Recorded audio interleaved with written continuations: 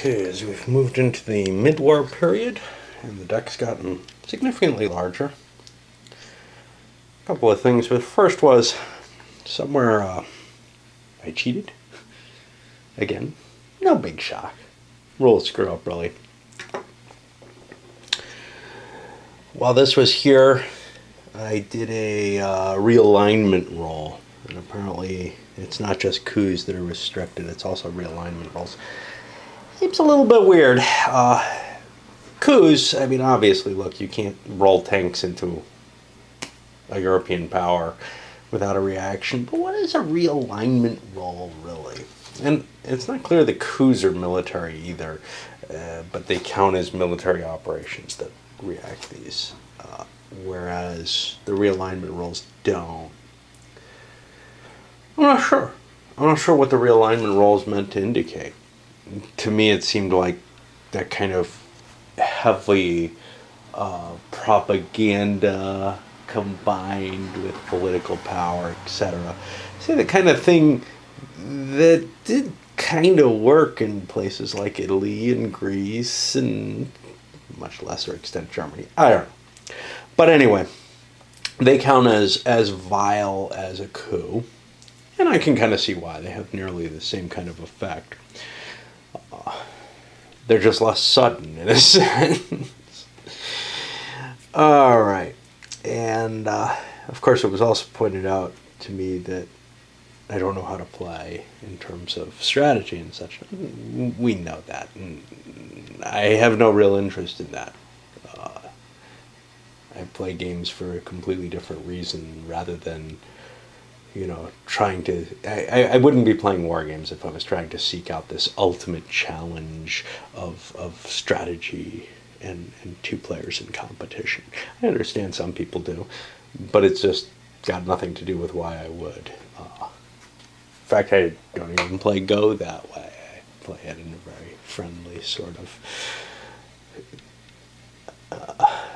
type of game, which isn't shocking. Go is one of the most peaceable games ever. Anyway, we've dealt these out. I've got to go discuss them and think about what my headline events are going to be. Okay, DEF CON, I had to move up one. Looking here at the Ruskies, they have an interesting hand. 2 scoring cards, this time Africa and Central America. A bunch of cards. They have the NATO card, which will be in effect this time because the Marshall Plan's down there. Over there. It's arms race, which means I want to get a jump on military operations. Unfortunately, I don't have a lot. Liberation theology, which will help me towards the Central American, but the African scoring's better, and I have South African unrest, which is kind of nice. That allows me to ooze into Angola. Just a good conditional card, so I'm gonna go with that. Now, there aren't a lot of places that I can coup. I could coup over in Panama to try to give myself some military operations, and that might be a desirable thing. East European unrest has shown up again. That's sort of my big bonus card. I could have started off with Brezhnev Doctrine, which would give me more ops points, but because I'm going to use a few events and I have these scoring cards, I don't think this is the turn for that. So I was going to hold off on that and, well, just use it for its points. Over for the U.S., an interesting set of cards. First of all, things are changing. The hardest call, the Red Scare, putting this into play would, of course, damage the Russian ops points from now on. I did a random check which one I wanted. I took Defectors, which will end up canceling their headline event out completely. That's not good. Nuclear Test Ban. We remember how cool that is. I'm going to be able to get a couple of victory points off that. On the other hand, it is a 4-point card, so I've got to think carefully about it, but it doesn't look like an important turn to me. Voice of America allows me to clear a lot of Russian points from non-European countries, and those points exist over in Asia, so that's a definite possible card. Of course, if there's an Asiatic scorecard, the Russians probably are going to be playing it right off the get-go there. This is not pleasant. More Russian or Soviet expansion, Arab-Israeli war. This is pretty safe for me. I can get away with playing this. I've got a lot of entrenched allies in that area. So that's a couple of points that I'm going to get. Cuban Missile Crisis. This is an interesting one. I get to dump the DEFCON down and prevent my opponent from doing a coup. That could be interesting. And this sucker is real interesting. This is going to allow me to, I don't know if I want to, part of me wants to play this for cards. It allows me to pull the top 5 cards from the draw pile. And if I don't like some of them, i.e. they're not ones that I want to have happen, I can have them end up in the discard pile. And thereby get him out of this next series of cards. And then the deck gets reshuffled though. But it will provide some delay to all of this. So I don't know where we're going to go, but when we flip these suckers up, the defectors cancels out the South African unrest, and we don't get any expansion down there. Which means now we're on the Russian turn. Still haven't used the China card. You know, I kind of really don't like using it because I hand it to the other player. That's, I don't know. I don't like giving the other player something. So I'd really need a good use for it, which might be the Southeast Asia scoring card, for example, where I really want to expand in that area. A couple of plays, the Russians play the Brezhnev Doctrine to pump up a coup against South Africa. That does not work, but it did get them to the 3 spot here and drop this to the 3 spot because it's a bonus battleground territory. U.S. used nuclear test ban, though, to create points, which they spread into Malaysia and South Korea, giving themselves a dominance position. Not quite. They still need one more territory. They were supposed to spread into Thailand, but giving themselves parity, essentially, in Southeast Asia. Russians play the arms race. They've fulfilled their requirements, and they have the most military operations. They got 3 victory points, moved up from 3 to 6 there. And the U.S. chanced the Arab-Israeli war, only a 1 in 6 chance of that happening, and upgraded themselves in South Africa since, well, there was some interest there, and I thought I already had Asia under control. The idea now, though, is fill up Asia and grab Panama as well up that, trying to increase my control in territories so that none of the scoring cards are bad for me. Of course, the Russians want to try to score some of their cards. They do not want this dominance here, though. But it's going to be hard for them to get into Africa. They used up the card that got them in there. They can't really even get in through Jordan or Saudi Arabia. They don't have anything along the Med. They may have to just abandon Africa and see if they can sleaze their way into Central America better. Well, the Russians had the card to get themselves into Central America, the Liberation Theology.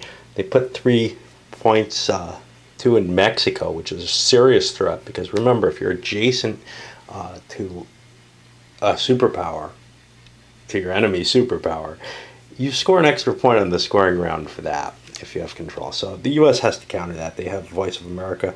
They're allowed to remove 4 influence counters. They're going to just scoop the Russians out of Central America, take them out of there completely. I got 1 more I can remove, and the question is, what is the next important place? Well, that's not too hard to figure out. And we'll push this forward. Russians are back in play. They've thrown the NATO card out, and it actually is getting used this time for NATO up here. And succeeded in a coup in Panama, oozing them in. Now, they could have done this against South Africa, but South Africa, they have to roll a significant amount to get into. Here, they were pretty much guaranteed an entry, and that's enough to give them dominance right now. So they're good with that. The U.S. has to do something about it, though. Well, the U.S. is out of things it can do. DEFCON's down to 2. They can't coup. They can't do a counter coup. They've got the Cuban Missile Crisis card. That doesn't help in and of itself, but it's worth 3 points. Looking at the rest of their cards, really this is tough because the last thing they want to do is let the Russians into either one of these. These guys are going into space. Maybe both this turn. No, probably not, but one of them probably is. 4-point card, that's a little high. This one I'm still tempted to use, but I feel like I've got to use it for too many things, and maybe it'll come up in the Russian hands at some point. So what I'm going to do is realignment rolls against Panama. Now, Russia's at a +1 for being in there. I've got 3 rolls total. It's the cheapest of the cards I could use, other than your man in and we'll see what we get. Okay, first one didn't do me anything. Second one didn't do me anything. Third one didn't do me anything because of the +1. Oh well. I'll put NATO up here. And looks like the Russians are going to be able to score Central America. Okay, now where are we? Well, the Russians played their Central America scoring and grabbed, 3 points for domination, +1 for that, but it bumped them up to 4. U.S. sent that into space. Get themselves, the opponent's going to have to show their headline card first. That's kind of a nice little thing. You get to see their big initial event. 3-pointer, which I forgot to hit the Russians with. Effective.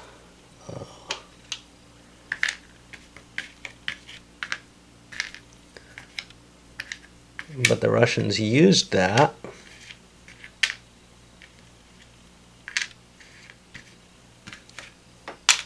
in order to in order to do destabilization, realignment, whatever, on South Africa, and they succeeded once. They used the other 2 there. That kind of tipped the U.S. off. They threw their 2-point card in, grabbed South Africa and Angola, and now the Russians are stuck. They must play their scoring card. That's going to be a domination for the U.S. 4 points +2 is 6. That's a big hit against the Soviet power. And now let's close up with the U.S. final card. Now, they have 2 things.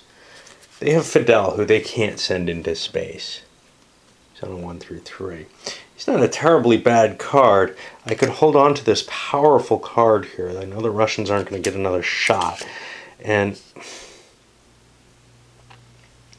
unfortunately, the problem is I don't really want Castro in Cuba. I can't probably keep him out forever. And it's going to be a long time before that Central American card comes back up again. There are no more 2-ops that I can throw into space. I could get a UN card or something like that and ditch this at another time. Alternatively, though, let's see. If I don't play this, I'm already against the wall in Central America. Yeah, I'm going to hold on to this. I'm going to play this sucker. And where am I going to drop 2 points? I'll drop them into Mexico to get me into some position there. And then the Russians take over here in Cuba. And that gets rid of that card forevermore. Oh well. So now we haven't really done this, but we check military operations status. The U.S. failed. They lose a victory point. There was nothing I could really do once this started getting down to there. The Russians are good there. China's fine. And we advance the turn marker into Kennedy. Alright. New hand of cards. Both players have an extra card in their hands right now. Yeah, my throat's a little sore and I'm kind of tired of going into the details of what's in everybody's hand. I'm not sure how interesting that is, but you've gotten a chance to see the kind of thinking that goes on in this game.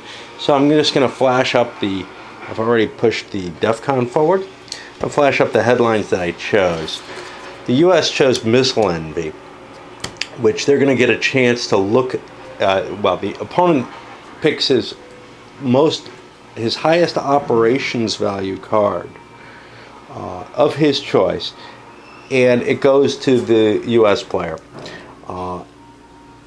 If it contains a U.S. event, it is played immediately or a both player event. If it has an opponent's event, the operations value gets used right now without triggering that event. So that's kind of a nice thing by stealing one of the best cards. However, the Russians played Quagmire. Quagmire, for the U.S. action round, they have to discard an operation card worth 2 or more and roll a 1 to 4 to cancel the event. This is your Vietnam here. And they have to just keep doing this each U.S. action round until they're successful or they're out of cards that are worth enough. Now this is kind of cool because the U.S. can get rid of cards that they don't like, but it sucks in their hand. So eventually it might actually, if they get very unlucky, it might take some major cards. But let's resolve this Missile Envy. Quagmire actually was taken first. And yeah, that's my... Okay, so the Russians have to look through for their highest power. There's a high power one. There's a high power one. Wow. And they don't really want to lose either of these. Muslim revolution will get rid of U.S. influence in 2 of the countries. They'd be allowed to lose Egypt and Lebanon. That's not too great. Flower power gives Russia 2 victory points every time a U.S. plays a war card.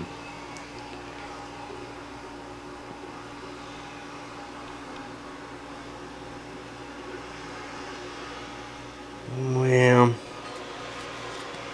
see, this is hard because 2 victory points every time there's a war card. War cards are kind of nice, but there aren't all that many of them. On the other hand, this one, sucking down some of the... I don't have an easy way into Africa anymore. You can coup it. That's pretty easy. And that's why you kind of don't want to expand into these cheap areas, because they're coup bait. That's one thing in, Europe or even Asia, but in most areas of the country, those little things can be hit with a coup pretty easily, and there is a desire to throw coups. Oh, all right, I'm gonna throw flower power. So the U.S. immediately gets 4 operations points, and there's kind of a, geez, I don't know what to do. Nobody's got a scoring card right now. The U.S. certainly doesn't. They have a handful of stuff that I'm gonna have to think about. They got this nice brush war, which is gonna allow them. It would allow them to say you have a good chance of jumping into Panama, or somewhat less into Afghanistan or Iran. But they're limited to 2-point areas, and they can't do them in Europe. Although that's not clear on here. Somewhere or another they say why you can't. I don't remember. One of these cards. And this is the problem. Maybe it's this. U.S.-controlled countries in Europe may not be attacked by a brush war. So actually I can do a brush war on Russian-controlled countries. Anyway. I don't know what to do with my 4. I'll figure that out on my own and come back. The Southeast Asia card hasn't come out yet, and Asia's still left to be scored, if I recall correctly. Just about everything else. South America's still open too, but I couldn't slip into there. So I took those 4 ops and spread my way through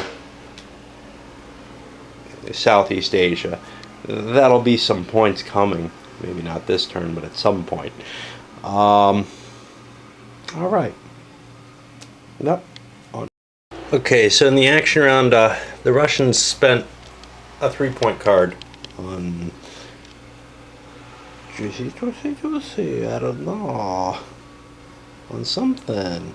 On a coup in Thailand, which absolutely failed, but boosted their points up so that now they're at the military, and the U.S. can't coup. The U.S. is lucky they have a brush war in hand that they can use. The U.S. used decolonization as their discard, and they successfully got rid of the quagmire, so now they can continue on playing as normal. And that was kind of not that valuable. It's really nice if it sucks down a couple of cards, but just allowing a discard and losing one action, well, that's not really a good trade-off there. Alright, well, okay, the Russians blast the special relationship into space, moving forward. The U.S. does the brush war, which gives them their required military operations and wins them Panama. Once Central America is looking this bad, the Russians arranged for Panama Canal to be returned. Now, see, this is the problem. That's a card the Russians shouldn't be allowed to play. In the sense that the U.S. shouldn't not know that it's going to happen. This becomes just a game. It really does, with the kinds of cards that are being played and what's being done. It becomes a game of, oh, this event is happening to you, and I knew about it as the Russians, but you as the American government did not know you were going to give the Panama Canal back. That disturbs me. It's fun as a game. And it is really fun as a game, and it generates an interesting story. But it does not put me in the position, in any sense of the word, of something real. And that is disturbing. Okay. What did the Russians do with that big point? They threw it over here into North Korea. And then the U.S. blasted Che Guevara into space and got themselves lunar orbit, which got them a quick 3 victory points. There were, I think, other victory points that changed. The Russian points advantage has now decreased. And that's one of the things. I remember the Starlit Citadel review, and they're very good, by the way. Very professional, go into all the details. No fancy graphics for the most part.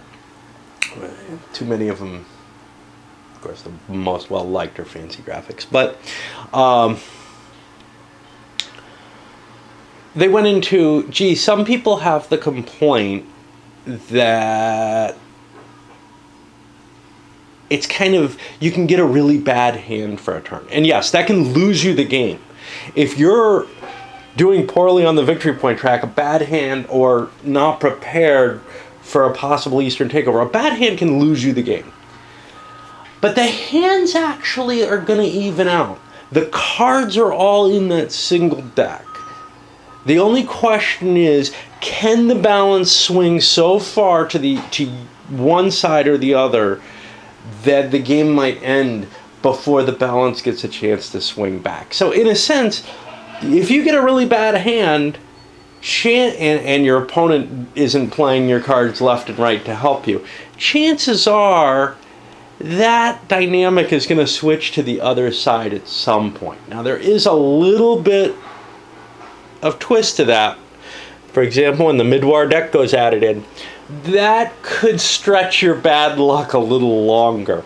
But normally, the composition of the deck is such that you're going to see these swings where one side was doing well, like the Soviets were doing well. Well, now the U.S. is beginning to recoup some of that fairly significantly.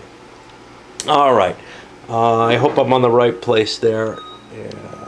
We'll just keep pushing forward. All right. Well, we're getting towards the very end here, and let's see what's happened.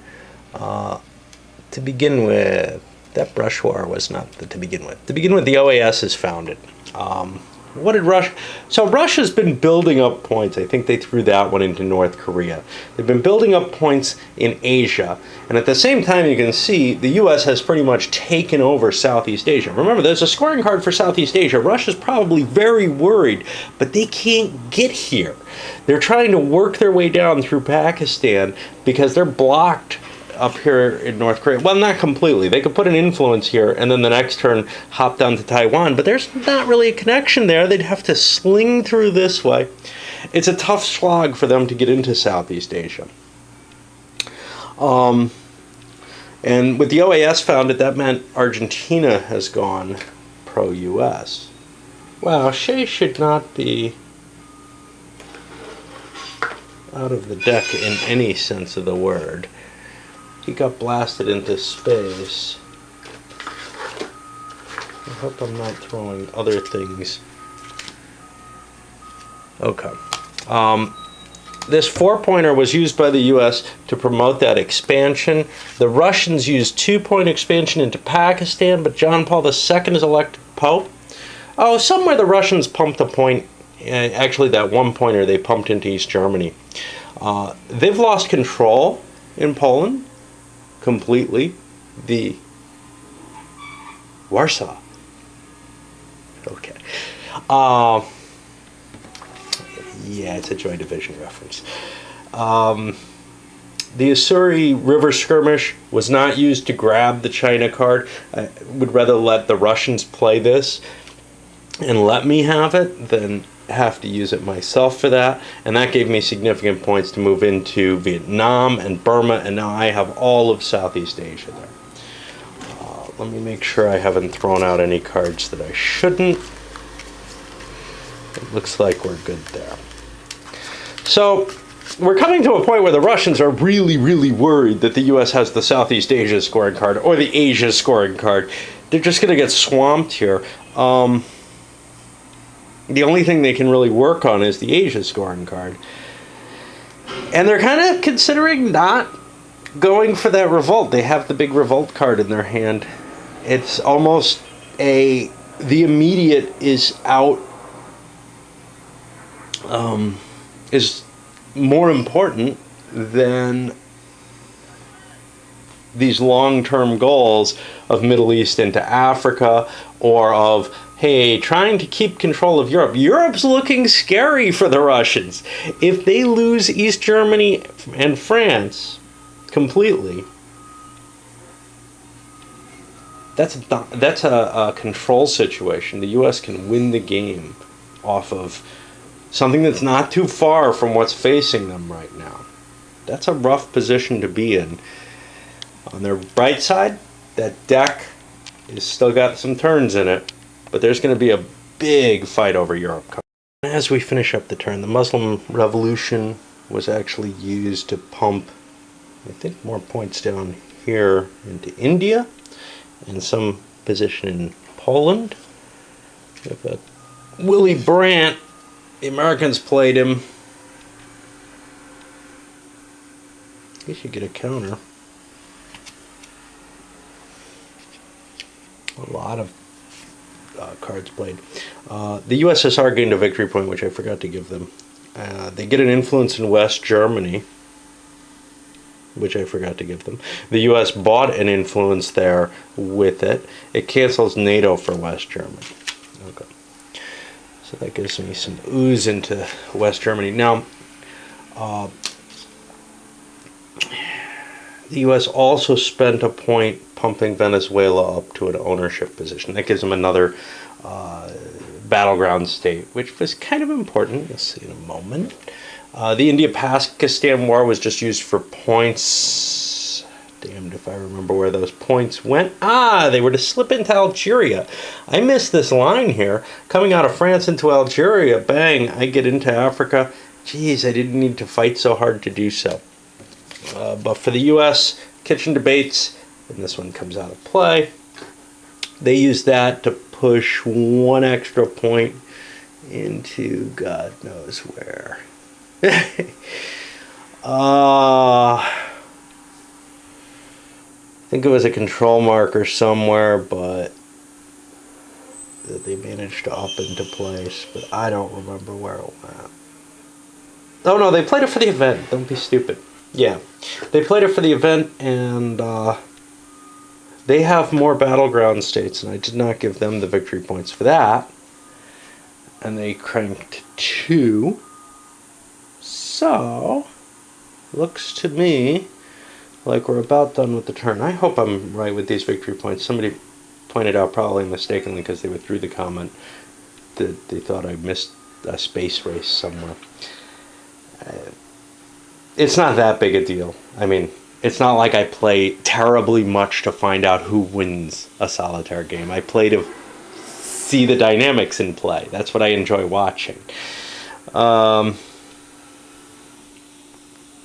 Okay.